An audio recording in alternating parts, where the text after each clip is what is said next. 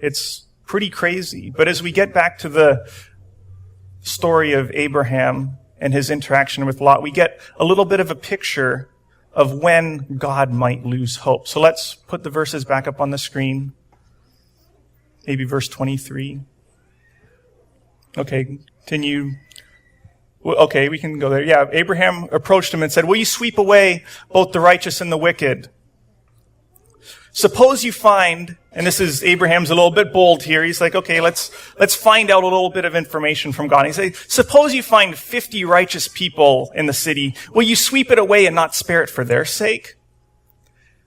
Surely you wouldn't do such a thing, destroying the righteous along with the wicked." Now here's a little bit of the Abraham saying, "God, come on, I don't think you're like this. Why would you would be treating the righteous and the wicked exactly the same. That's not fair. Surely you wouldn't do that. Should not the judge of all the earth do what is right? God, you should be fair about this. If there's 50 people, you should probably go in and at least warn them. And maybe say, hey, you have a week to get out and then I'm going to completely destroy the city." And so Abraham has this little streak of boldness. He's a little unsure, but he's like, let me just ask because it's a question on my mind. Continue in verse 26. And the Lord replied, "If I find 50 righteous people in Sodom, I will spare the entire city for their sake." Now, when I see that verse, you can go back to that verse for a moment. And when I see a verse like this, I'm like, okay, there's 50 righteous people, but really how big of a city is Sodom? How big of an area is that? Because I'm kind of a numbers guy, I like percentages, and so I'm like, okay, well, see, if it's 1,000 people in the city, then there's that, or if it's 5,000. And I did a little bit of research and I came across, there's really a bunch of different ideas, but the closest idea that kind of makes sense in my mind was that the city of Sodom was maybe about 1,000 to 2,000 people, maybe a little bit more, and the Sodom and Gomorrah and the 5 towns or 5 cities that were in that area might have been 7,000, 8,000 people. And so basically we're looking at about 50 people, and there's over 50 people in this room here, that if there's 50 righteous people, God is going to spare the entire city for the sake of those 50 people. Continuing on in verse 27. And then Abraham's like, okay, well, maybe I went a little bit too high. And so he continues, "Since I began, let me speak a little bit further, even though I'm but dust and ashes." Don't kill me for asking this. I'm just curious. "Suppose there are only 45. Would you destroy the whole city for the lack of 5? There's 5 difference here. So would you destroy the entire city for there being just, what if there was only 46 people? It's almost 50. Would you destroy the entire city for just 45 people? And the Lord said, I'll not destroy it if there's 45 people. And then Abraham, getting a little bit more curious, it's like, okay, well, how's this going? And so he said, "Please don't be angry with me, my Lord." Abraham pleaded, "Let me speak. Suppose there's only 30 righteous people." And the Lord replied, "I'll not destroy it if I find 30. And it's like, Abraham's getting a little bit curious here at this point in time, I can imagine. It's really, where in this entire, where is God actually gonna stop? And Abraham says, "Since I have dared to speak to the Lord, let me continue. Suppose there's only 20. And the Lord replied, "Then I won't destroy it for the sake of the 20. And then Abraham's like, okay, there's let me just see here. There might be Lot.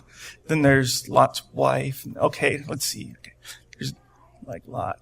I'm sure that there's probably some significant others in there. So then he finally says, "Okay, God, one more time.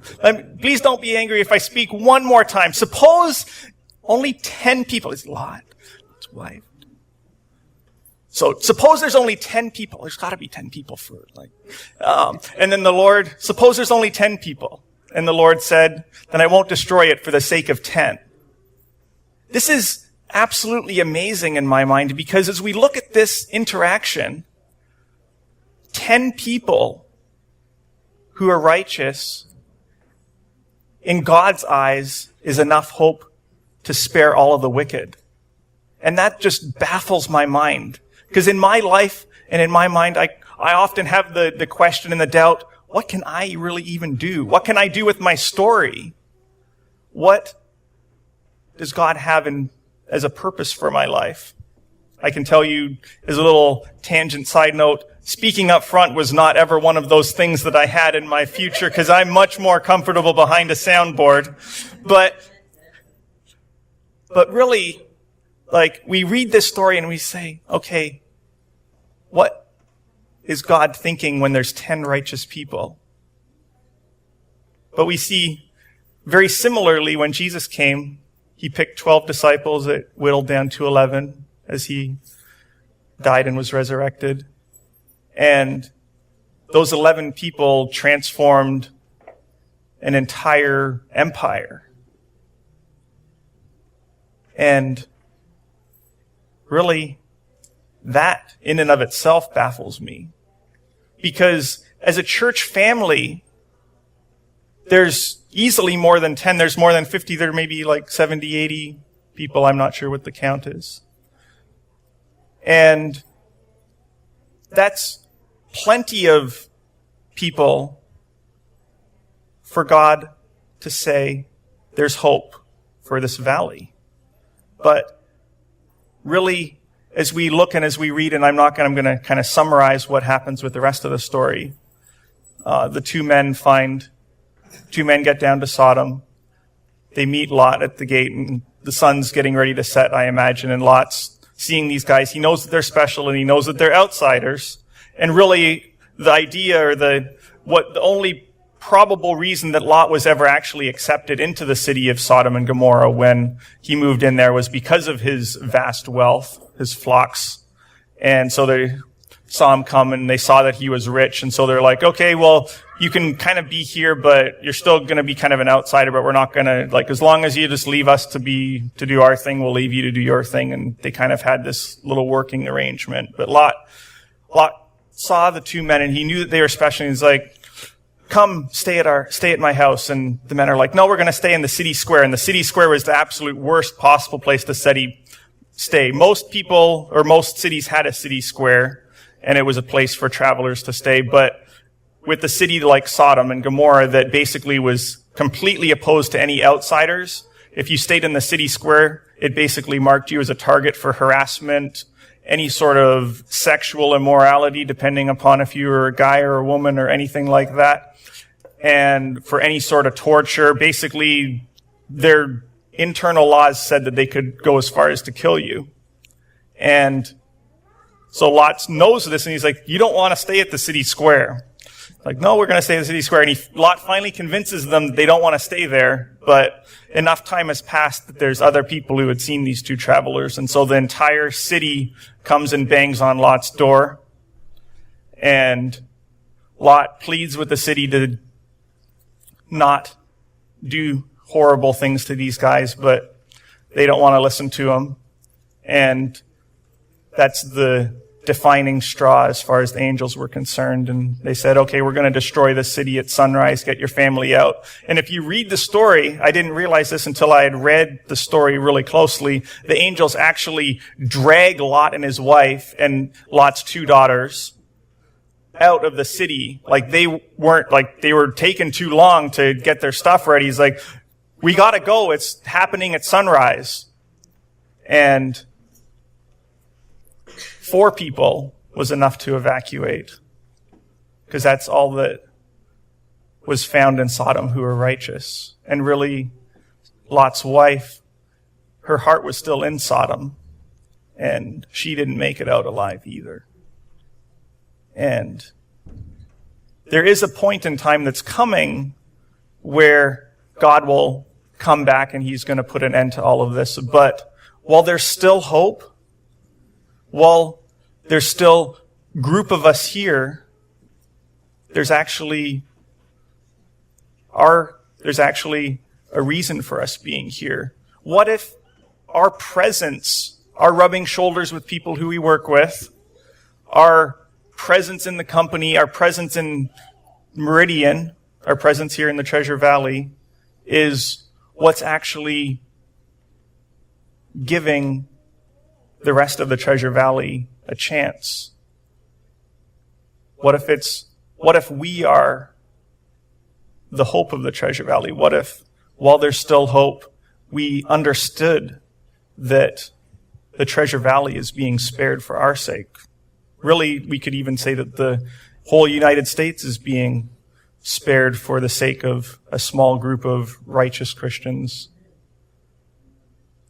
What if we figured out what to do with that? What if we learned how to go about sharing our stories with others? And my story is, in my mind, and everybody really kind of thinks this, my story, a bitter heart to a loving heart, it really seems a little bit too simple.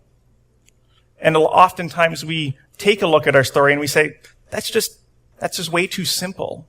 But what might be simple and what we might over-rationalize in our own life is really what God is going to use to transform somebody else's life. And as the band comes up to sing a closing song, just think about what your presence, what my presence, what each of our presences about our day. Think about what each of us could be doing to share our story, whether it be at work, at the store, like among friends, because while there's still hope, we still have a chance to change lives. And in 1 Peter, we read that people kind of were wondering, okay, what's taking so long? And it says that God isn't being slow for his sake, he's being slow for our sake, so that everyone will come to repentance. I think it's 1 Peter 3, maybe 9, 10, somewhere in that frame. And really, while there's still hope, we still have an opportunity to share.